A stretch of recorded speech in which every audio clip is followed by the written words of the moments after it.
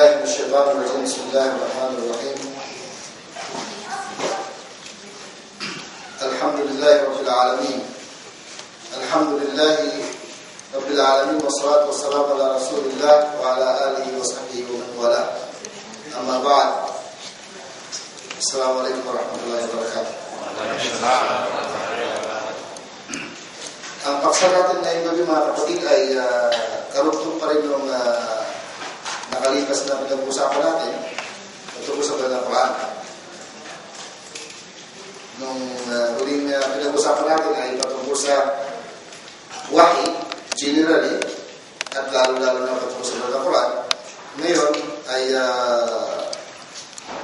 ang tinatawag na Mu'ajizatul Quran al-Khalida, ang pinaka-himala ng Banal na Quran na nananatili hanggang sa katapusan ng daigdig.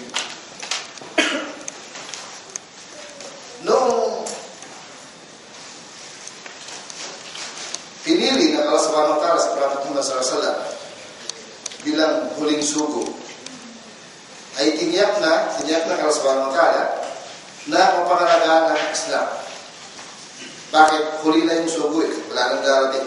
Kaya kailangan mapangalagaan nyo ang relihiyon ng Islam. Dahil doon ay binigyan ng Allah subhanahu wa ta'ala, pinagkalooban ng Allah subhanahu wa ta'ala ng maraming himala si Prophet Muhammad sallallahu alaihi wasallam at mayroong pinakatakila sa lahat. Ang pinakatakila sa lahat, ito ay manatili hanggang sa katapusan ng daigdig kahit wala ng Propeta sallallahu alaihi wasallam. Ito ang Banal na Quran. Ang pinaka-himala ay binigyan ng Allah ng Prophet Muhammad sallallahu alaihi wasallam ay ang Banal na Quran na nanatili hanggang sa katapusan ng daigdig. Anong sabi ng sa Banal na Quran?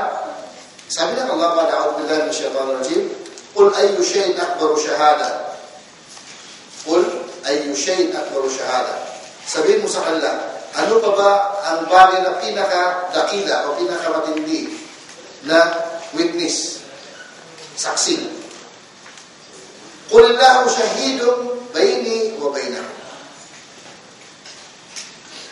Una, tanong, ano pa ba ang pinaka-matindi bilang testigo?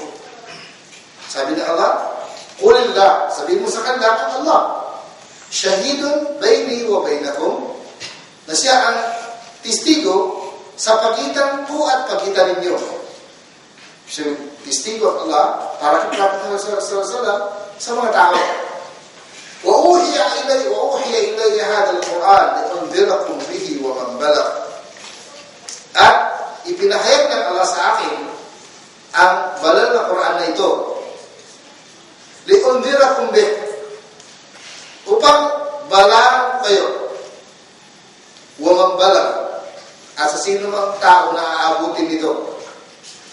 Ibig sabihin, so umpisa pa lamang, sa una pa lamang ay sinabi ng Propeta sallallahu alaihi wasallam, dinamutos ng Allah subhanahu wa ta'ala na ang unang-unang palatandaan niya, katibayan niya, ang Quran. Itong versikulo ito mga kapatid ay mabasa natin sa Suratul An'am, ika-6 na kabanata ng Banal na Quran at ayat na ika-11. At dito sa Banal na Quran mga kapatid, dito natin matutunghayan, dito natin matatagpuan ang kaalaman ng Allah. Ibig sabihin yung knowledge, yung kaalaman ng Allah subhanahu wa ta'ala na kung saan sa pamamagitan nito ay pinapatunayan ng Allah sa pamamagitan ng Prophet Muhammad sallallahu alaihi wasallam na siya ay sugo. Ibig sabihin pinapatunayan ng Allah na sa Prophet Muhammad ay sugo ng Allah subhanahu wa ta'ala. Kaya sabi ng Allah sa Al-Quran, lakinillahu yashhadu bima anzal. Lakinillaha yashhadu bima anzal. Anzalahu bi'ilmi. Subalit ang Allah subhanahu wa ta'ala, siya ang pinaka-testigo sa kanyang pagpapahayag. Siya ang unang-unang testigo ng Allah, at ang kanyang ipinahayag ay kapahayagan na mula sa kanyang kaalaman. Anzalahu bi'ilmi. mula sa kanyang kaalaman. Ito yung mabasa natin mga kapatid, Surah An-Nisa, pang-apat na surah ng Al-Quran at ayat na 166. Sabi ni Ibn Kathir, paliwanag niya sa ayat ito. Sabi niya, Fallahu, ito yung salita ni Ibn Kathir. Sabi niya, Fallahu yashhadu laka bi annaka rasuluhu alladhi unzila alayhi al-kitab. Sabi niya, ang Allah ay tumitestigo sa iyo, sabi ni Prophet Muhammad sallallahu alaihi wasallam. Nakatunayan ikaw ay kanyang sugo na kung saan sa iyo niya ipinahayag ang akhlaq na ito ang banal na Quran. Kaya sinabi ng Allah, anzalahu bi'ilmih.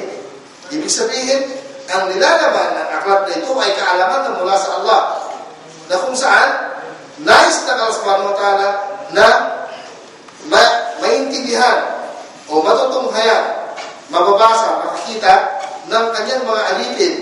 Ang aklat na ito na nandito ang mga pagpapahayag, nandito ang gabay, nandito ang mga katibayan na kung saan ipinapakita kung alin ang tama, alin ang mali, alin ang katotohanan, alin ang kasinungalingan. Ipinapakita ng aklat na ito kaya tinatawag na Al-Furqan. At dito rin natin matutunghayan sa aklat na ito ang anumang bagay na kalugod-lugod sa paningin ng Allah subhanahu wa ta'ala. Ano man ang gagawin natin, ano man ang mga bagay na katanggap-tanggap sa paningin ng Allah subhanahu wa ta'ala, dito natin malalaman.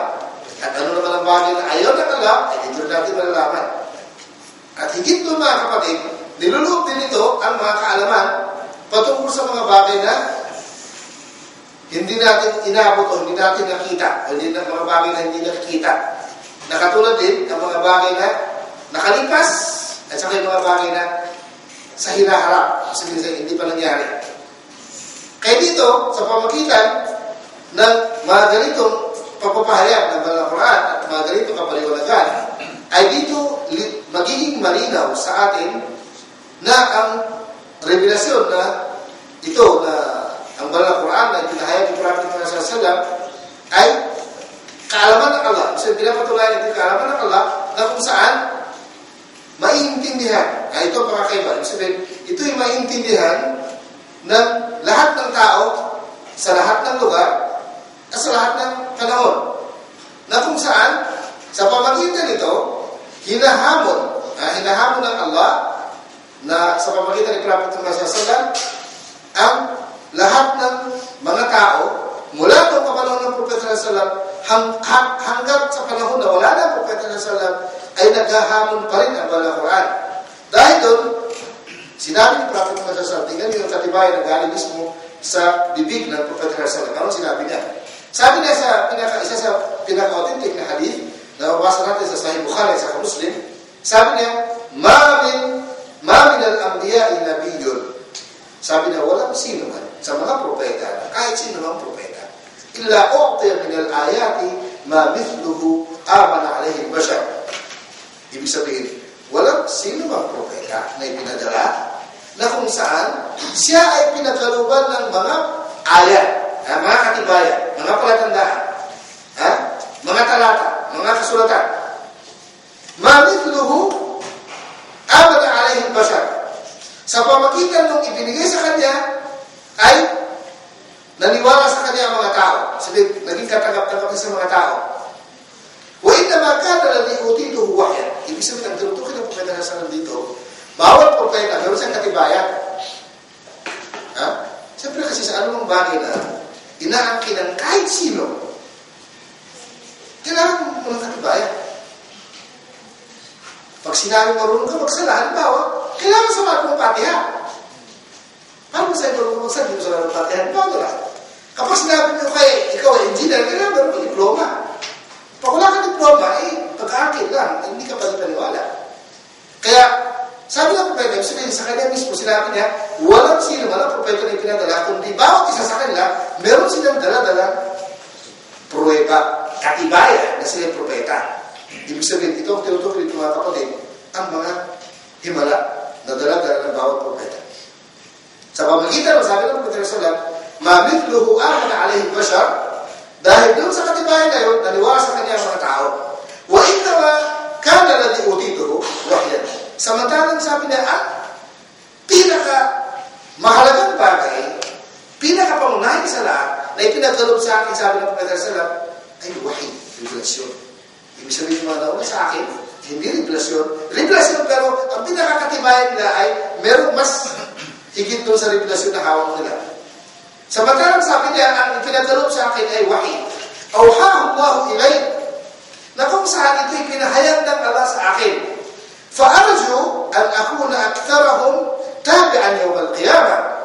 At sabi niya, inaasahan ko, inahangad ko, inaasam-asam ko na sana ako ang pinakamaraming tagasunod. Sa lahat ng propeta, pagdating sa kabilang buhay, ako ang pinakamaraming tagasunod. Ibig sabihin, sa pamamagitan ng ibinigay sa kanyang revelasyon, ay siya ang pinakamaraming tagasunod. Itong halis na ito, mga kapatid, ay nasa Sahih Bukhari at sa Muslim. Anong paliwanag ng pangunahing pinakakilala ng tagapagpaliwanag ng Sahih Bukhari, si Ibn Hajar al-Asqalani? Anong sabi niya? Sabi niya, paliwanag na sa hadis na ito, sabi niya, ang himala ng banal na Quran, sabi niya, وَمُعْجِزَةُ الْقُرْآنِ مُسْتَمِرَّةٌ إِلَى يَوْمِ الْقِيَامَةِ. Ang himala ng banal na Quran ay manatili hanggang sa katapusan ng daigdig. وَخَلْقُهُ لِلْعَادَةِ فِي أُسْلُوبِهِ وَفِي بَلَاغَتِهِ.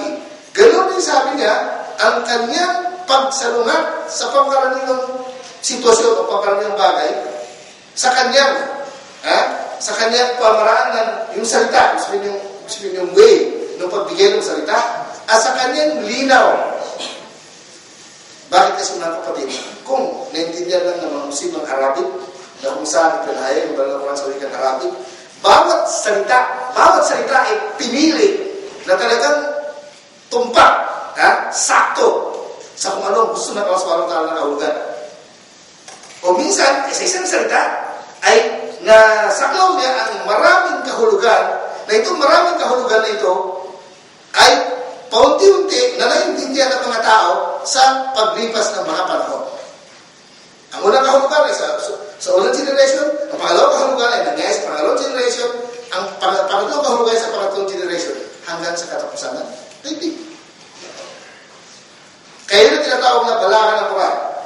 Wa akhbarahu bil mughaybat, sabi ni Ibn Hajar, at ganoon din sabi niya ang kanyang pagpapaliwanag o pagkukwento patungkol sa mga bagay na hindi nakikita. فلا يمر عصر من الأعصار إلا ويظهر فيه شيء مما أخبر به أنه سيكون. At sa bawat paglipas ng panahon, sa iba't ibang panahon, iba't ibang generation, sabi niya, ay lumilitaw ang anumang bagay na kung saan nagpapatunay na ito ay mangyari. Nagpapatunay ito ay mangyari. Na kung saan, sabi ni Ibn Hajar, yadullu ala sihhati da'wa, na nagpapatunay sa katotohanan sa kung ano man ang inangkin ni Prophet Muhammad SAW. Ano ba ang sinabi niya? Ay pinapatunayan nung pangyari. Kahit wala ng Prophet SAW, ay patuloy pa rin nagpapatunay ang sinabi ng Allah o sinabi ni Prophet Muhammad SAW sa mga pangyari na nakikita sa iba't ibang panahon o sa mga sitwasyon na nangyari o sa mga na-discovery ng mga tao sa pamagitan ng kanilang mga eksperimento, lalo sa science, ay konti-unti o tuloy-tuloy na marami sila na-discovery na sumasangkay sa kung anong sinasabi ng mga Quran. Kaya sabi ni Ibn Hajar, فَعَمَّ نَفْعُهُ مَنْ حَضَرَ وَمَنْ غَابَ. Na kung kaya, sabi niya, na inabot ng kanyang kapakinabangan, ang kapakinabangan ay binulunod ito, ang sino man ang nalulunod at sa kayong wala. Sabi, kahit wala sa ngayon, maabot pa rin sa kanya yung kapakinabangan. وَمَنْ وُجِدَ وَمَنْ سَيُوجَدْ. At sa kayo, nandito na ngayon, at sa kayo wala pa, ay sigurado makikinabang pa rin. Yun ang kaputol dun sa paliwanag ni, mahalaga dun sa paliwanag ni Ibn Hajar al-Asqalani, na siya ang pinakakilala na tagapagpaliwanag ng Sahih al-Bukhari, si Ibn Hajar al-Asqalani na gumayari na aklat na tinatawag na Fathul Bari. Fathul Bari, Sharh Sahih al-Bukhari. Ang pinaka-author nun ay si Ibn Hajar al-Asqalani, na kung saan siya ay namatay noong taon na 852 ng Hijra. Okay. Kaya, ang pinapatunayan ng mga kapatid, ang mga kaalaman na natututunan dito sa Banal Quran ng Arabo at saka yung mga hindi Arabo. At ito'y manatili na patuloy na lumilitaw sa tuwing lumilipas ang panahon hanggang sa katapusan ng daigdig. Kaya dito sa Banal na Quran, minsan, sabi ng mga Arab na nagpapaliwanag dito, sabi na may mga bagay na maintindihan natin o naintindihan namin bilang Arabo. Dahil sa ito ay wika namin, salita namin na malinaw. Subalit ang mga katotohanan ay minsan hindi namin inabot ng pagkakaintindi hanggat hindi dumating ang kanyang panahon. Oh, masyaallah. Magsasabi ito yung mga Arabo na nakaintindihan ng Arabic. Sabi na may mga salita dito na nakaintindihan namin dahil sa ito ay malinaw na lingwahe namin. So, bali sabi niya, may mga bagay na may mga katotohanan na kung saan hindi nagiging malinaw sa amin hanggat hindi dumating ang kanyang panahon. Kaya sabi nung paliwanag sa Ibn Kathir sa ayan nito, nababasahin natin, ano sabi ng Allah? Sabi ng Allah, in huwa illa dhikrun lil alamin. Ang Banal na Quran ay hindi higit sa ito ay paalaala, babala sa sangkatauhan. Wala ta'alamun na naba'ahu ba'dahin. At walang pag-aalilangan, malalaman ninyo ang tunay na tinutukoy nito sa pagdating ng kanyang panahon. Wow. Ibig sabihin, may mga bagay pala dito dumating ang kanyang panahon, malalaman kapag dumating ng kanyang panahon. Sino nagsabi nun? Hindi si Ibn Hajar, hindi si Ibn Kathir, kundi ang Banal na Quran. Allah. Ang Allah nagsabi nun. Ito kaya na ito na binigas natin mga kapatid, kaya mabasa natin sa Surat Sad, Surat 38, Ayah 87 hanggang 88.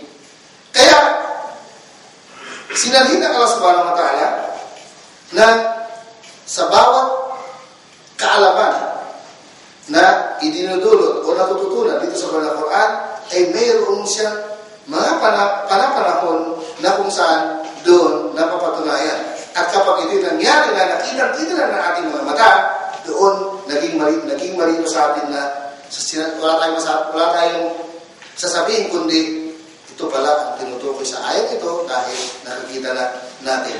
Kaya lang, meron ako na rin isang magaling na propagator na tagapwede. May pinapaliwanag na yung mga nagtatafsir. Sabi na minsan, yung mga magaling na mga nagtatafsir ng Banal na Quran, meron silang mga nasabi ng mga bagay-bagay na hindi pa nangyari noon sa kanilang kapanahonan, pero ngayon ay nangyari. Siyempre, binibigyan sila ng subhanahu wa ta'ala ng linaw na naging malinaw sa kanila ang kahulugan ng kanilang binabasa ng Banal na Quran at ibinabasa sila dun sa kung anong sinabi ng Propeta sa salat, anong sinabi ng kanilang mga sahaba, na kung kaya naiintindihan nila mga bagay-bagay na kahit hindi pa nakikita, hindi pa nangyari, ay naiintindihan na nila. Dahil yun ay gabay na mula sa Allah subhanahu wa ta'ala. Kaya, katulad sinabi natin mga kapatid, itong mga pangyayari o mga kaalaman na tututunan dito, may mga bagay na ibig sabihin, hindi natutunan ng panahon ng mga naunang generation, pero ngayon ay naging malinaw na dahil sa pag-research o pag-aaral na ginagawa ng mga scholar o ginagawa ng mga scientists, ay may mga bagay na mga na-discover sila na yung pala ay matagal nang nakasaad sa Banal na Quran. Subalit hindi nga lang lubusan na naipaliwanag ng mga nakapaliwanag sa Banal na Quran dahil hindi ko umabot ang kanyang panahon. Kaya sabi niya, yun ang kahulugan ng sinabi ng sa Banal na Quran, sabi ng Allah, likulli naba'in mustaqar. Sa bawat kwento, bawat paliwanag, ay meron siyang pinaka-panahon o meron siyang pinaka-lugar na kung saan doon siya manatili. Kumbaga, kailangan marating na yun. Pag hindi pa lumating doon, hindi pa natin maintindihan. وَسَوْفَ تَعْلَمُونَ. At walang pag-alilangan, malalaman ninyo. Kasi pag hindi na kanyang panahon, walang pag-alilangan, malalaman ninyo. Kaya, patuloy ang mga kaalaman na ibinibigay ng Banal na Quran, mga kapatid, na ibinibigay niya ang mga mga pangyayari o pinapaliwanag sa atin ng mga iba't ibang mga pangyayari na kung saan ito ay nangyari sa iba't ibang panahon, sa iba't ibang lugar na pinapatunayan na ayon dito sinabi ng Allah, likulli naba'in mustaqar wa sawfa ta'lamun. Likulli naba'in mustaqar wa sawfa ta'lamun. Ibig sabihin lahat ng ikinukwento, pinapaliwanag naman ng Quran, ay meron siyang ibig sabihin kailangan na marating na panahon o lugar na doon natin maintindihan kung ano ang ibig sabihin doon.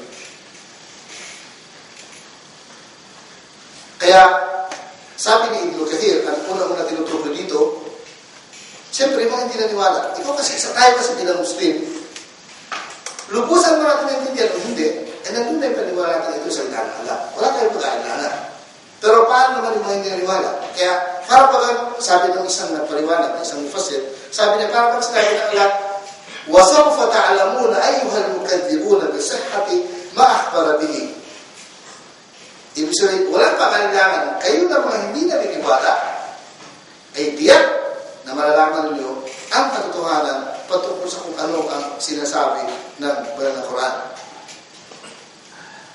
Kaya sinabi ng Allah, wala ta'alamun na naba'ahu ba'dahin, walang pangailangan malalaman ninyo ang katunayan kung anong tinutukoy dito paglipas ng panahon at pagdating ng kanyang panahon. Kaya ngayon, sa panahon natin ngayon, nung malayo na inabot ng mga scientists, mga nag-aaral, mga nagtutuklas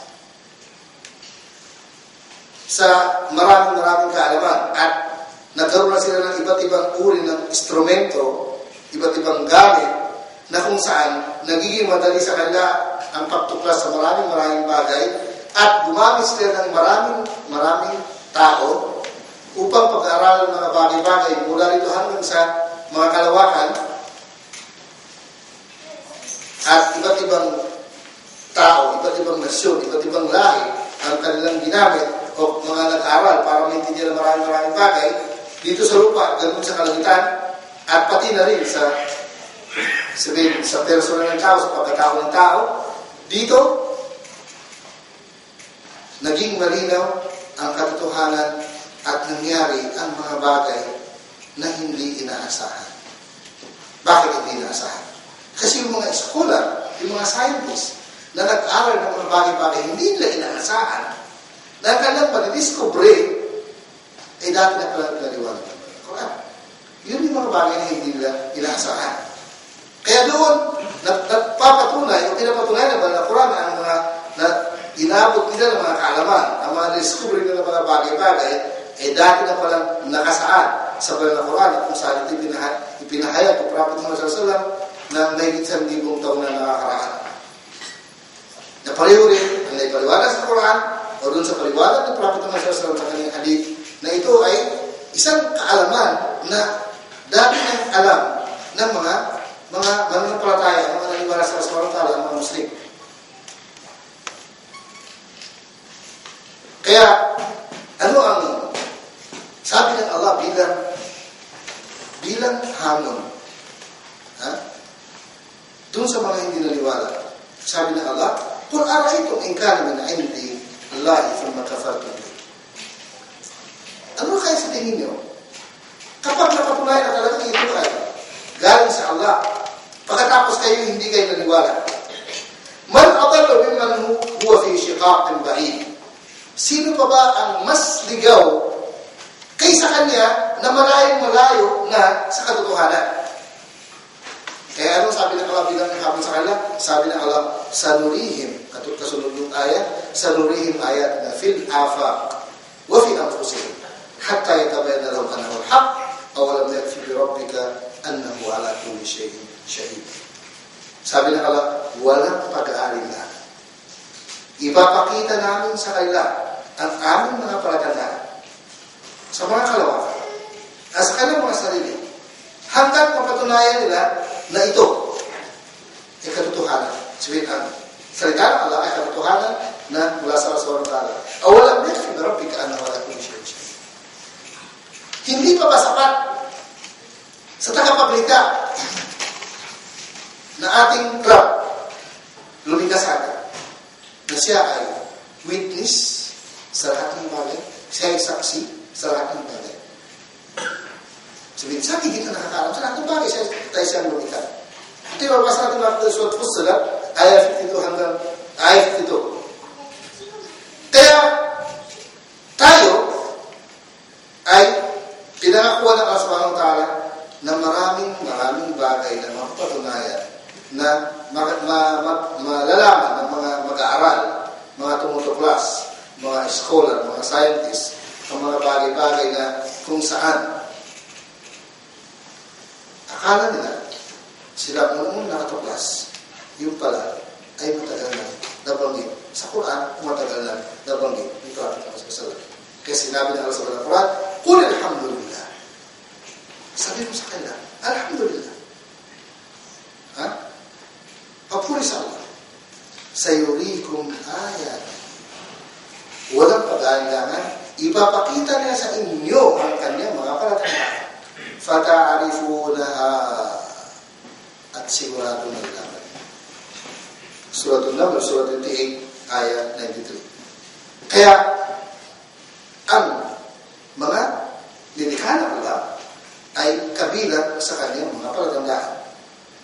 Kaya dito, pinaliwanag ng Allah sa atin ang patungkol sa mga kalangitan sa kalupaan na kung saan ito ay kanyang nilikha at ito ay kabilang sa kanyang mga palatandaan. Okay. Ngayon, dahil sa ang pinag-usapan natin ay yung Banal na Quran, ano ba ang itong pinaka-introduction natin, ano ba ang pinaka-miracle o paano ba natin ilalaborate o ipaliwanag ang pinaka-himala ng Banal na Quran? Una-una, ang Banal na Quran, sinabi na sa Banal na Quran, la yatihi al-batilu min bayni yadayhi wala min khalfihi. Hindi ito maaari na mahahaluan na anumang hindi totoo. Ha? Min bayni yaday, sa harap niya, sabihin, o min khalfi, o sa nakalipas. Tanzilu min hakimin hamid. At ito ay pinahayag mula sa Allah na pinakamarunong at pinupuri. Ito yung nandun pa yung Surat Fussilat, mga kapatid. Ayat 42. Kaya, sa una pa lamang, sa simula, ang mga Arabs, ito ang unang himala na pinapakita ng Banal na Quran. Simula, ang mga Arabs ay sila ang pinakakilala sa kanyang kapanahunan. Hanggang ngayon, ang pinaka-classical na lingwahe na nanatili, na siya ay nanatiling classical na lingwahe ay Arabic. At noong kapanahonan, kilalang mga Arabo na magaling sa kanilang sariling lingwahe siyempre. Kaya yung mga ginagawa nilang tula ay sinasabi na kutibat bimidadin min dahab. Nakasulat sa tenta na galing sa dahab, ginto, gold. Bakit? Ganun kahalaga, ganun kaganda yung kanilang lumalabas sa kanilang mga bibig ng mga salita ng wikang Arabic na napakaganda ng kahulugan. Pero, nung nakilala ng mga Quran, sila ay nanliit dahil hindi nila kayang gayahin ang mga salita na nakikita sa Banal na Quran. Ibig sabihin, Arabo na sila. Pero yung paggamit ng salita ay malayo sa kanilang kaalaman. Kung hindi inabot ng kanyang galing na salita ang mga tinutukoy o sinasabi sa Banal na Quran na salita, samantalang ito ay lingwahe nila. Arabic din, nakatulad na Arabic nila. Sa kahulugan, sa pamaraan ng pagkukumpos ng mga sentence, ay hindi nila nakayanan na gayahin. Sa panahon ng pagbaba o pagpahayag ng Banal na Quran na kung saan, talagang yun ang panahon na kung saan, yung mga Arab talaga napakagaling sa kanilang lingwahe siyempre. At nangunguna ang kanilang lingwahe sa buong mundo. Mula doon, na pinaka-pure pinakadalisay na lingwahe at sila ang pinakakilala. Samantalang nung dumating ang banal na Quran, ang ibinahayag ng banal na Quran, ay hindi nila nakayanan na dayahin. Kaya, yun ang unang-unang himala ng banal na Quran, yung mismong tinatawag na al-i'jaz al-lughawi. So, yung mismong salita. Meron siyang himala na mahirap ipaliwanag. Mahirap ipaliwanag. Actually, natatandaan ko ito rin mga kapatid nung mga unang panahon na nag-isa pa lang Islamic Center sa Bujeta, yung Islamic Cultural Center. Nandiyan si kapatid na Abdullah Session, na manood kami ng lecture ni Sheikh Ahmad Dida sa, hindi ako nagkakamali, sa Eastern Province. May mga audience na mga sundalo. Tapos, gusto bang magpakita si Sheikh Ahmad Dida rahimahullah ng mga bagay na minsan maintindihan mo, sabihin, mamangha ka, samantalang hindi mo siya naintindihan. Nakakagulat, nakakamangha, hindi mo siya naintindihan. Ako rin, bigla pumasok doon sa kwarto na hindi ko naumpisaan yung lecture. Pagpasok ko, meron kasi isang batang Arabo na magaling magpasa ng Quran. Pinabasa siya ni Sheikh Ahmad Dida ng dalawang salita. Una-una yung Quran. Pangalawa, yung translation ng Biblia sa Arabic. Pagpasok ko, inutusan ni Sheikh Ahmad Dida yung batang Arabo, Saudi, na bigkasin yung translation ng Biblia sa Arabic sa katulad ng pagbigkas na Quran. Pagpasok ko, ako naman, hindi ko naman saulat ng Quran. Hindi naman nakakahiya na aminin ko, hindi ko naman saulat ng Quran. Pero pagpasok ko, napakinggan ko yung nagbabasa na talagang turo ng pagbabasa ng Quran. Sabi ko, Quran yun eh. Yung sabihin, yung salita talaga, salita talaga. Kaya yun yung isa sa mga patunay na, ibig sabihin, ang lingwahe ng banal na Quran, iba. Actually, meron akong narinig na hindi ako nagkakamali si Sheikh Dr. Muhammad Abdul Rahman Al-Arifi, yung kilala na magaling na propagator sa Riyadh. Meron na siyang pinapaliwanagan ng Pilipino ng Islam. Sabi daw ng Pilipino pa. Sabi niya, paano ko naman patunayan na yung Quran niyo, yung salita niyo, yung aklat na hawak niyo ay salita ng Diyos. Nakapag-isip yung Sheikh ng mabilis na pag-isip ng bagay na parang mapatunayan na mabilisan. Hindi yung mahaba pang paliwanag. Sabi niya, okay, pakinggan mo ko, magbibigas ako ng mga salita. Mula binigkas niya, ay siya ang nag-compose ng salita. Pero binigkas niya sa katulad ng binigkas ng banal na Quran. Pagkatapos nung binigkas niya ang isang versikulo ng banal na Quran doon sa Pilipino pa, wala. Pagkatapos din ng Pilipino, sabi niya, sa pandinig mo, sa pakiramdam mo, alin doon na magalang pagka-compose na salita? Yung una o yung pangalawa? Sabi ng Pilipino, yung pangalawa. Sabi na, bakit? Sabi, doon ako nagandaan. Sabi, yung tono niya, mas maganda kaysa sa una. Sabi niya, alam mo kung bakit? Kasi una akong binigkas sa'yo na pinaganda kong tono, salita ko, yung Arabic. Yung pangalawang binigkas ko sa'yo, ay galing sa versikulo ng Quran, na Arabic din. Arabic. Sabi na ngayon, ikaw na mismo ng patunay na salita ng Allah, yung salita ko. Yun yung mga katotohanan, mga kapatid, na maraming mga katotohanan na nakikita. Pero yun ang pinakapamunahan dun sa ibig sabihin yung himala ng banal na Quran, yung mismong salita.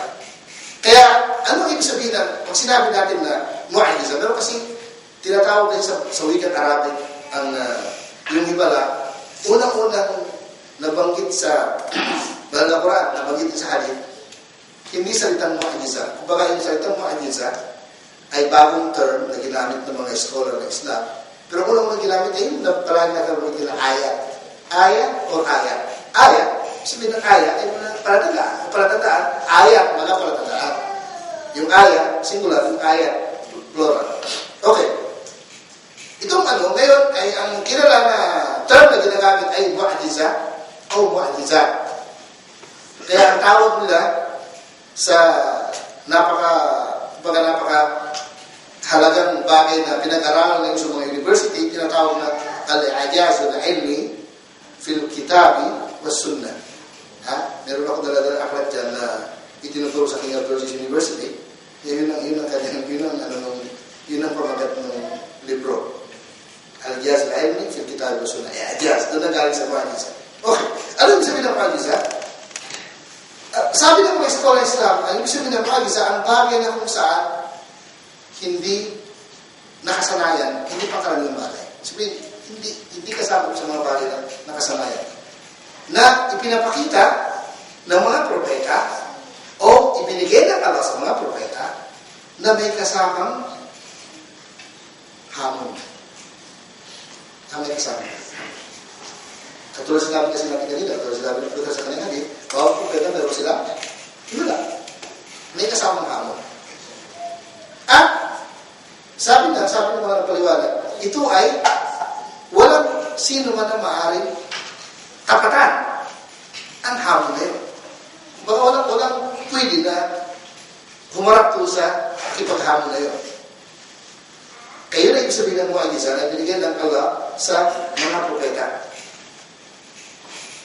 Kaya, ang banal na Quran, unang-unang paghamon na ginawa ng Allah subhanahu wa ta'ala sa pamagitan ni Prophet Muhammad sallallahu alaihi wasallam ay tatlong klase, mga tinatawag sa mga Arabic na sarata marakil, sabihin tatlong magkakasunod-sunod na pamamaraan na Allah subhanahu wa ta'ala na itinuro ni Prophet Muhammad sallallahu alaihi wasallam nasa Quran kung paano niya hahamunin ng mga Arab sa pamagitan ng Quran.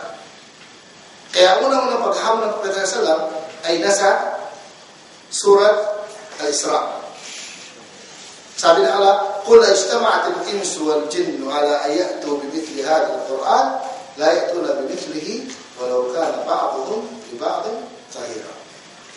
Sabihin sa kanta, sinutusan Rasulullah sa Prophet sallallahu alaihi wasallam na sabihin sa mga tao, sabihin mo, "La ijtama'at al-insu wal-jinnu," kahit magsama-sama pa ang lahat ng tao at lahat ng jinn.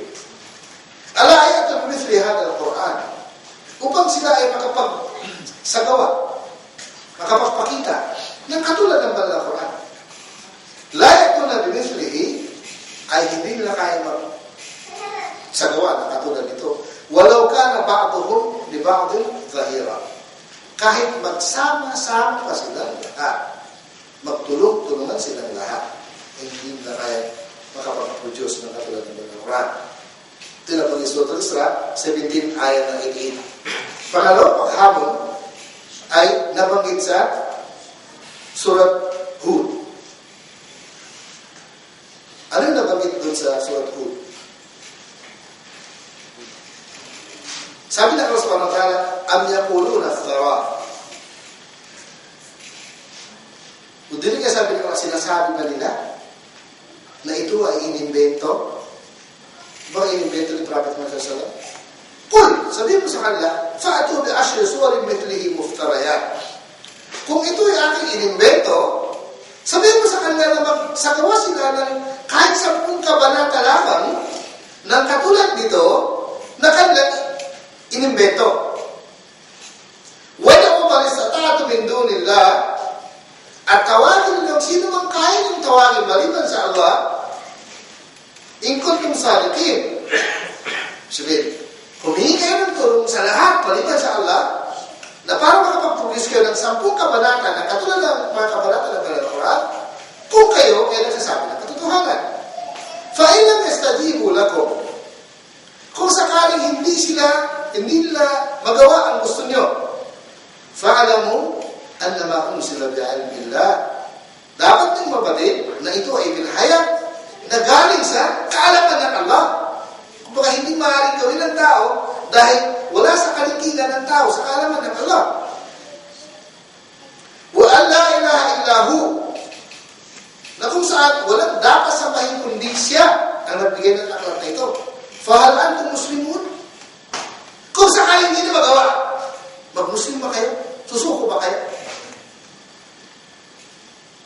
Yan ang pangalawang hamon ng alasawang Surat Hud, Surah na ikalabing isa, ayat 13 hanggang 14. Panghuling hamon ay nasa dalawang surah, sa balapang unang Surat Al-Baqarah, pangalawa Surat Yunus. Sabi ng Allah sa Surat Al-Baqarah, wa in kuntum fi raybin mimma nazzalna ala abdina. Kung kayo ay may pag-aalinlangan dito sa aming ipinahayag sa aming alipin, fa'atu bi suratin min mithlihi. Ay magsagawa kayo, magpakita kayo ng kahit isa pa ng kabanata na katulad ng kabanata ng mga Quran. Siyempre, pag pinag-usapan isang kabanata na katulad ng kabanata ng mga Quran, ang pinakamaiksi ay 3 ayat. Surah Al-Kawthar. At 3 ayat. Kahit 3 ayat, hindi na kaya. Sabi niya lang, fa'atu bi suratin min mithlihi. Ito kasi, ang nangyari ang hamon ito sa Madina lang, kasi Surah Al-Baqarah ay pinahayag sa Madina. وَدَعُوا شُهَدَاءَكُمْ إِن كُنتُمْ مِن دُونِ اللَّهِ إِن كُنتُمْ صَادِقِينَ. At tawagin ng sino man ang maaaring magtistigo sa inyo at tumulong sa inyo, maliban sa Allah, kung kayo ay nagsasabi ng katotohanan. Ito Surah Al-Baqarah, ayat 32. Sa Surah Yunus naman, sabi ng Allah, am yaquluna iftara. Bakit? Sinabi ba nila na ito ay inimbento ni Prophet Muhammad sallallahu alaihi wasallam? Qul fa'atu bi suratin mithlihi. Sabihin mo sa kanila, kung talagang sinasabi ninyo o pinagbibintangan ninyo ako na ito ay aking inimbento, di pagpakita kayo na isang malang kabanata na katulad ng kabanata ng Malang Quran. Wada'u man istata'tum min dunillah. At tawagin ng sino man ang kaya ng tawagin upang tumulong sa inyo maliban sa Allah. In kuntum sadiqin. Kung kayo ay nagsasabi ng katotohanan. Ibig sabihin, simula sa simula, ay hinamo na ng banal na Quran ang mga naunang mga tao na nasa panahon pa ng Prophet Sallallahu. Pero wala na nakagawa. Kaya yun ang unang hamon ng banal na Quran at unang ipinapakita ng Allah subhanahu wa ta'ala pinaghimala na dala-dala ng Prophet Muhammad sallallahu alaihi wasallam ay doon sa hadith na nabanggit natin na mababasa natin sa Bukhari sa Muslim. Kaya ito'y katotohanan na nangyari paghamon. Pero walang sino man sa mga Arab. Siyempre, ang unang ko sa Prophet sallallahu alaihi wasallam ay kapwa ng mga Arabo. Pero meron bang nakagawa? Samantalang panahon na yun, ay ang mga Arabo, katulad ng sinabi natin kanina, ay talagang napakagaling ka sa kanilang sariling lingwahe na hindi katulad ngayon na ibig sabihin yung lingwahe ginagamit ay hindi na classical, sabihin na pusa-pusa. Ang natin na classical, yung Quran sa hadith. Kaya yun na nag-aalaga dun sa parang pangalagaan ng Quran o pangalagaan ng classical na wikang Arabic ay napapangalagaan sa pamagitan ng Quran, sa pamagitan ng hadith ni Prophet Muhammad sallallahu alaihi wasallam. Okay. Yung hamon ng mga kapatid, simula noon, hanggang ngayon, hanggang sa katapusan ng mundo, ay walang sino ng mga ako. Kahit at yung kaya, kahit isang kaya, wala pa rin makakagawa. Okay. Totoo na sinabi ko kanina mga kapatid, ano yung mga manghihimala na mayroon dito sa Banal na Quran? Una-una, kapag sinabi natin, yung mismong salita ay nandun na himala. Sa batas nito ay nandun na rin ang himala. Halimbawa, kung isa-isay natin ang batas ng Quran, kung paano naging himala, ay kanina habang hinabasa ko, kahapon na ito kanina, habang hinabasa ko yung librong hawak ko, naalala ko tuloy yung paliwanag siya kapila patungkol sa wudu, na yung pala ay, yung wudu pala natin mga kapatid, ay may connection sa reflexology na ginagawa ng mga physiotherapy. Tinagyo. Batas na kung saan, kapag ipinapatupad mo sa sarili mo, ay nagbibigay ng mga himala. At hindi lang, yung marami pang iba. Lahat ng utos ng Allah sa Quran, utos ni Prophet Sallallahu, kung isa-isay natin, ay marami. At marami pang hindi pa natin napapatunayan, darating pa kanyang panahon para mapatunayan. Wala ta'alamun na naba'ahu ba'dahin. Sigurado na lamang yung ang katunayan ito pagdating ng kanyang panahon. Okay. Katulad sinabi natin mga kapatid, ang banal na Quran ay punong-puno ng mga mahalagang kaalaman. Kaalaman ng rasa-rasa mga tao na kung kaya nandito ang himala. Unang himala ay napaliwanag natin yung sinabi ko kanina, yung tinatawag na al-ajaz al-lughawi, yung mismong lingwahe ay mismong lingwahe ng banal na Quran ay himala. Pangalawang himala, tinatawag na al-ajaz at-tashri'i, yung batas na ipinapatupad o ipinaputos ng banal na Quran ay lahat himala. Alam mo natin na hindi. O alam mo pa nga, hindi naniwala o hindi. Kahit tayo naniwala, ay sigurado doon ang himala. Kaya lang kasi, meron kasing palaging nauna sa isip natin na pag naniwala tayo natin, galing sa Allah, wala na tayong tanong kung anong mga pakinabang natin o pakinabang tayo wala, ay hindi na po mahalaga sa atin yun. Ang mahalaga, nasusunod natin ang gusto na masunod. Kaya yung al-tashri'i, al-ijaz al-tashri'i ay sa mga nakalipas na panahon ay maraming tao na gumawa ng kanilang sariling batas. Sinasabi na kapag nasusunod na ganito po ang moral, ganitong sistema, ganitong batas, ay mamumuhay ng mga tao sa pinakamapayapang pamumuhay, pinakamagandang pamumuhay, pero nasaan na? Meron dalawang kilala sa mundo na sistema ng buhay. Alam natin. Una-una yung communist at saka yung capitalist. Nasaan na yun? Ang communist, nasaan na? Capitalism. Nagsudyod na. Sabi na nila, ganito na sa ospital, rapid na mumutay. Pero mamalaki nila. Nakapag nasunod na yung sistema nila, mamumuhay ang tao ng matiwasay na pamumuhay. Pero nasaan? Yun na lang, ay kahit yun lang paliwanag na doon sa batas na inangkin nila na nakakabuti. Naalala ko tuloy nung kasi hindi mo masyado siguro kailan tumagsak ang komunista. Hindi ko alam kung 89 o 90. Pero siguro sa inyo, marami silang alam nyo. Kasi noong 1986, hindi ko nakakalimutan nung meron kasi isang subject na pinag-aralan namin kung kami nag-aaral pa na patungkol sa mga idea, mga ideology ng iba't ibang ako sa iba't ibang lugar sa mundo.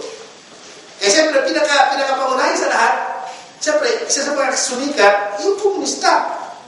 Sabi nung guro namin, sabi niya, kumbaga sa may sakit na yung komunista, marami na nasa ospital, na malapit na ilibing, malapit na mamatay, malapit na ilibing. Sabi namin, ganun ba, Chef? Sabi na yung kapitalista ay pontiyon din na. Mga darating ng panahon na malaman natin na talagang babagsak na yung sistema. Dahil, pinatutunay na ang batas ng Quran na napili. Yung batas na gawa ng tao sa gawa ng napili. Kaya, dito sa batas mga kapatid, siyempre mga pinuso po noon, marami silang ginawa mga pamaraan, kasama po ng sila Darwin, sila Karl Marx, kung sino-sino pa, ano mga pinagsasabi nila, saan na? May ginagawa ba sa mundo? Kasi yun ay mga katak-isip nila, mga inisip nila, akala nila, yung mga kabuti, dahil karami sa kanila hindi naniwala sa Diyos na siya lang ang may karapatan na magbibigay ng batas. Okay. Ipagpaliwanag natin yung simpleng paliwanag, kahit ito lang paliwanag natin, dahil patapos ang oras natin, dito sa al-ijaz at tashri'i, although na medyo mahaba-haba yung aking ihanda, pero ang mahalaga ito. Sabi na unang-una, sa batas ng Allah subhanahu wa ta'ala ay binigyan niya ng malaya ang individual. Malaya tayo. At ano yung magbibigay sa atin ng paninindigan? Pagkatapos ng tayo naging malaya, ano yung dapat na meron tayong panindigan. Ang panindigan natin, yung pinakapagniwala. Paniwala sa nag-isa. Dapat. Yung sabihin, siya na, bigyan na lahat. Ako kaya sa kanila tayo susunod. Kaya naman yung tinatawag na al-ikhlas lillah wal-ibada lillah subhanahu wa ta'ala. Allah subhanahu wa ta'ala, inutusan tayo ng mga kautusan, mga pagsamba, katulad ng sala, katulad ng obligadong kawang-kaw, katulad ng fasting, katulad ng hajj. Inutusan din tayo na maging mabuti sa ating pag-uugali, gagawin mga magandang asal, katulad ng pagtitiis, katulad ng pagiging mabait, katulad ng pagiging mapagkatiwalaan, pagiging mabuti sa kapwa. So, yung mga ganong ibig sabihin, ugali. Kaya doon sa batas, unang-una, yung panindigan natin, kailangan meron tayo paniniwala, yun ang pinakahawakan natin. Na pinakapamunahin doon, yung paniniwala natin lang sa nag-isa, yung sa atin. Pangalawa, yung ibadah. Sabihin yung action na ginagawa natin na magiging bunga nung ating paniniwala sa Allah ay kailangan meron tayong ipapakita na nagpapatunay tayo naniwala sa Kanya. Ang tawag doon, ibadah. Pagkatapos yung ibadah, ay yung pakikitungo. Ibadah pa rin yung pakikitungo. Kaya lang, ay ginagawa mo sa tao. Yung ibadah kasi naalam natin kaagad. Yung ginagawa natin para sa Allah. Pero meron tayong ibadah na ginagawa natin para sa tao. Yung pakikitungo nga. Mga magandang asal. At ibinigyan ng Allah tayo sa ganung kalayaan, tayo ang mananagot sa ating sarili. Hindi tayo pipilitin dahil tayo mananagot sa ating sarili. Kaya sabi ng Allah sa Quran, kullu nafsin bima kasabat rahina. Bawat tao ay siya ay makukontrol ng kanyang nagawa. Sabihin ko, anong ginawa mo? Yun ang mapapala mo. Sabihin, yun ang kumbaga direct na paliwanag ko sa ayat kullu nafsin bima kasabat rahina. Ano ba na ginawa mo? Asahan mo na yun ang mapapala mo. Dito o doon. Okay, pangalawang ayat, sabi ng Allah, laha makasabat wa alayha maktasabat. Para sa kanya ang magandang bunga ng kanyang mabuting ginawa, siya rin ang mananagot sa masamang bunga ng kanyang masamang ginawa. Sabihin tayo na. Yun ang kalayaan, yun ang yes. Okay, yun yung patungkol sa tinatawag na individual na batas. Okay, sa kasunod ng individual, yung tinatawag sa wikang Arabic na binaul usra, pagtatayo ng pamilya. Kasi hindi naman pinimubuhay na ikaw lang mag-isa. Kaya kailangan magtayo ka ng pamilya. Kaya ipinaguto sa atin ang pag-asawa. Kailangan mag-asawa. Lalaki, kailangan mag-asawa. Kailangan magpag-asawa. At ginawa ng Allah ang relasyon sa pagitan ng babae at sa lalaki bilang mag-asawa ay punong-puno ng pagmamahal, pagmamalasakit at awa. At ginawa ng Allah na ang pinaka-katahimikan, pinaka-matiwasay na buhay ng dalawa ay hindi mabubuo kapag hindi nagsama ang babae at lalaki. Inabatas. Kaya pagkatapos mong pananagutan ng sarili mo, ay pinaguto sa atin na magkaroon ka ng kapartner bilang asawa at pinagutos sa dalawa at tinatawag na husnul ishra. Magandang pakikitungo sa isa't isa ng mag-asawa, babae at lalaki. Samantala, bawat isa ay meron tinatawag na ibig sabihin sariling obligasyon, sariling pananagutan na hindi magkaparehas. Siyempre kasi kung pareho sila, kung pareho mag-asawa na sa bahay, pareho sila magluto, pareho sila maglaba. Di ba? Hindi, ang tagaluto, tagapaglaba ay babae. Pero trabaho ng lalaki sa labas. Hindi pwedeng sabihin mo na magpantay. Hindi. Magpantay sa mga bagay na dapat magpantay. Pero may mga bagay na hindi pwedeng magpantay. Kung lahat sila nasa bahay na lang, walang ginawa kundi magsama na lang. Hindi pa rin silang magluto, maglaba, magwalis. Ha? Kaya meron tinatawag na magpasari-sariling tungkulin at sari-sariling pananagutan na hindi magkaparehas. Kasi tinitira kasi tayo ng mga nasa labas ng Islam, tayo daw, hindi pareho kumain sa lalaki. Oo, kasi hindi lang pwede gawin magkaparehas, hindi magkaparehas. May mga bahay mo sa tinatawag na income, o yung sabihin yung paghanap buhay. Yun. May sarili-sariling hanap buhay na ibig sabihin nun, kung saan pwede maghanap buhay ang babae, pinahintulutan din. Pero ang unang-unang inubliga na maghanap buhay ang lalaki para buhay niya ang kanyang pamilya. Samantalang, kung sakali nagkaroon ng pagkakataon nakikita si babae, tingnan niyo yung batasan, parang sa kanya yun. Hindi niya obligasyon na buhay ng kanyang kasawang lalaki. Hindi obligasyon yun. Nakakahiya sa ating mga kalakihan kung tayo ang buhay sa ating mga asawa. Kasi hindi ganun ang batas ng Islam. Kaya nga sabi na sa mga Arabik, alayhi, parang sa lalaki, alayhi, wajibat, walahu, taba'at. Ibig sabihin yung kanyang obligasyon ay meron kasunod. Kaya ano yung taba'at? Yung kasunod niya. Dahil sa ikaw ang bilang lalaki, ikaw ang inutusan na maghanap buhay. Sa babae, pwede maghanap buhay kung pinahintulot ang pagkakataon. Pero pag ikikitain na, hindi para sa inyo dalawa, para sa kanya lang. Tignan niyo, akala nila kasi na mas natulad. Yun ang totoo eh. Hindi ka pwede mo. Kaya nga tinanong ng asawa ni Abdullah ibn Mas'ud, ang propeta, siyempre, mahilatan si Abdullah ibn Mas'ud. Sabi niya, Rasulullah, pwede ba ako magbigay ng saka kay Abdullah ibn Mas'ud? Sabi ng propeta, oo, pwede. Masyaallah, asawa ni Abdullah ibn Mas'ud, magbigay ng saka kay Abdullah ibn Mas'ud na ibubuhay na sa kanyang asawa. Wow, napakaganda ng batas eh. Tingnan niyo, meron ba ganun batas sa ibang religion? Wala sa akin yun. Wow. Kaya ano yung tabaan? Ano yung tabaan? Dahil sa ikaw ang inubliga na maghanap buhay, ikaw ang pinuno sa pamilya, bilang lalaki, hindi si babae. Ikaw ang susunod hanggat maaari. Hindi ka pwedeng pamulahan sa mga bagay na dapat na sa'yo. Kasi ikaw obliga kung maghanap buhay. Ikaw ang may-ari ng tahanan.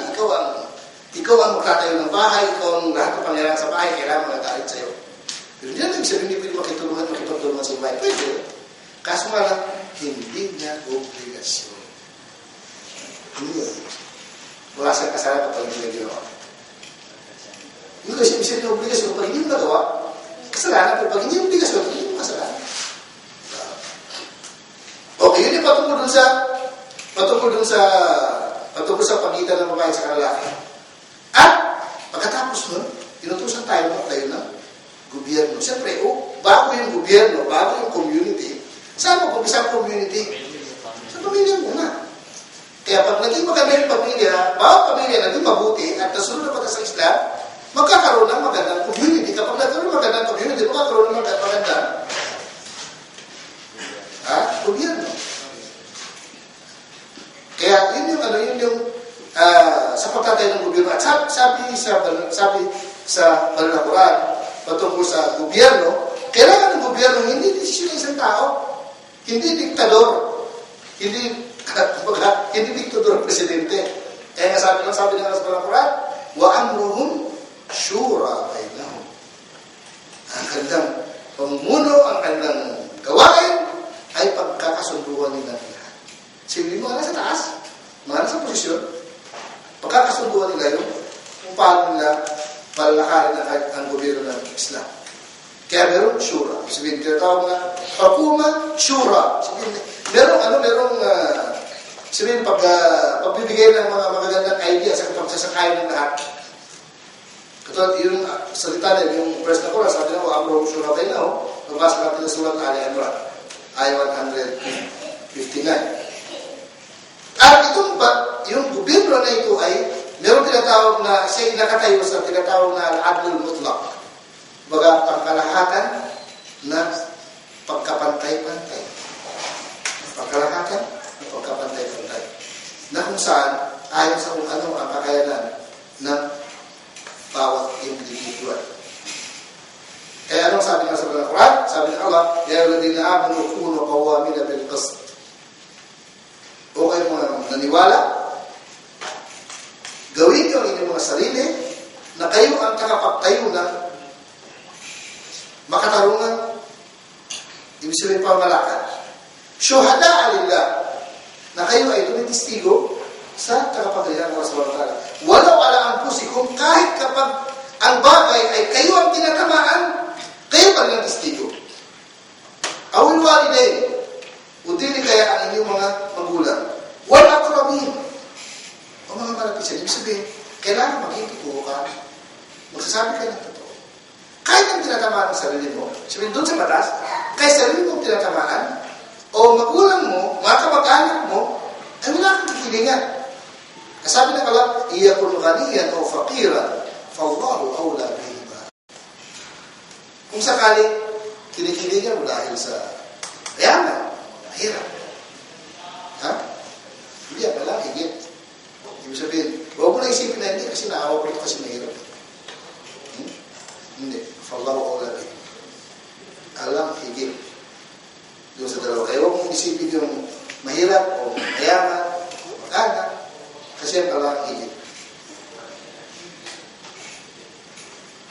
فَلَا تَتَّبِعُوا الْهَوَىٰ. Huwag niyong sundin ang inyong gusto, sabi ng Rasulullah. إِن تَعْدِلُوا.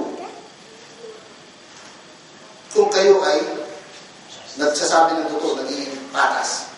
وَإِن تَلْوُوا أَوْ تُعْرِضُوا فَإِنَّ اللَّهَ كَانَ بِمَا تَعْمَلُونَ خَبِيرًا. Kung kayo ay lumihis o tumalikod, dapat yung malaman ng Allah subhanahu wa ta'ala, siya ay higit na nakakaalam sa ano man ang inyong ginagawa. Walang naibigay sa kanya. Surat An-Nisa, ika-4 na kabanata, ayaw na nagdalipan.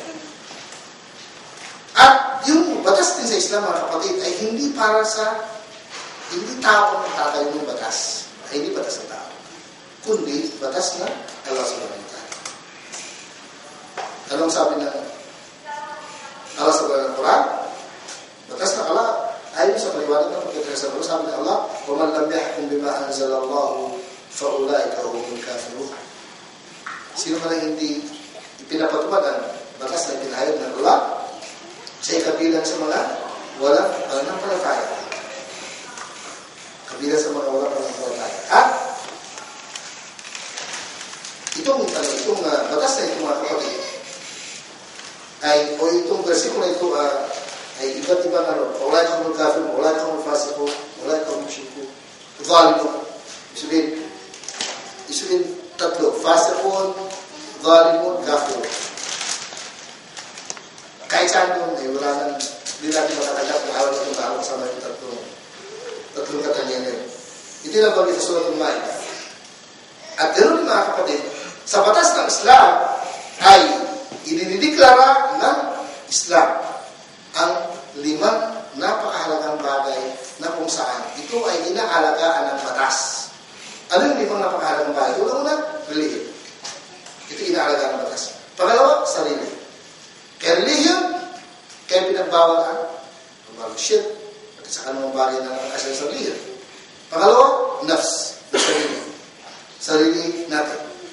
Kaya pinagbawal ang pumatay. Pangalawa, al-ird. Kapurian, kaya pinagbawal ang makikiapin.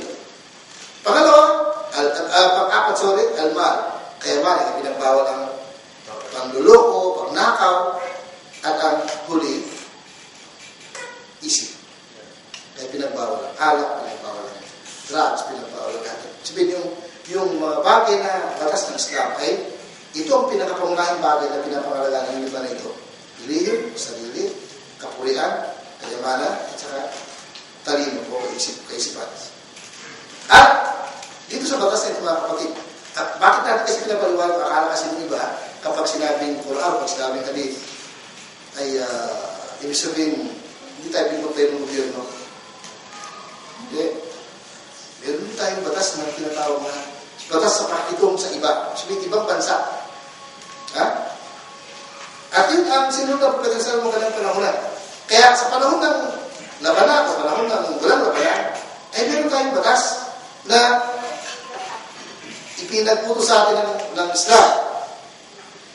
Kaya, dahil dito mga kapatid sa mga ganitong mga kautusan, ganitong batas, ay pinuri ng Quran, pinuri ng Allah subhanahu wa ta'ala, ang mga tagasunod ng huling sugo si Prophet Muhammad sallallahu alaihi wasallam. Ayon sa laban dito sa Surat Al-Imran, sabi ng Allah, kuntum khayra ummatin ukhrijat lin-nas.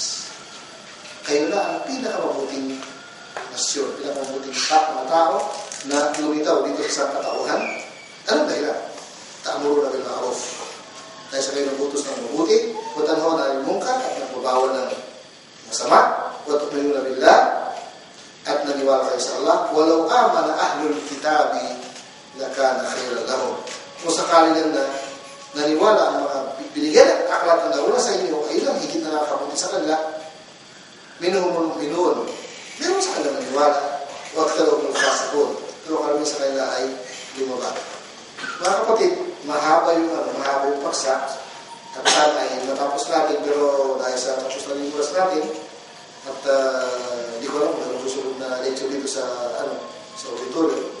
Pero ang mahalaga mga kapatid ay napakahalagang paksa. Pero itong pinag-usapan natin kasi, kung papasok na tayo kaagad dun sa mga scientific proven na nasa Banal na Quran, ay madali lang ito, tayo na ito. Pero yung pinakamahalagang bagay na ibig sabihin, kailangan natin maintindihan, ay inuuna mo natin pagkatapos saan tayo papasok dun sa mga scientific proven na nagpapatunay ang Banal na Quran ay salita ng Allah subhanahu wa ta'ala. Kaya yun dahil ako bakit ito yung mga introduction na ipinapaliwanag natin para mas natin maintindihan ang paksa na tinatalakay natin. Kaya siguro hanggang ito muna tayo. Subhanallahi wa bihamdihi.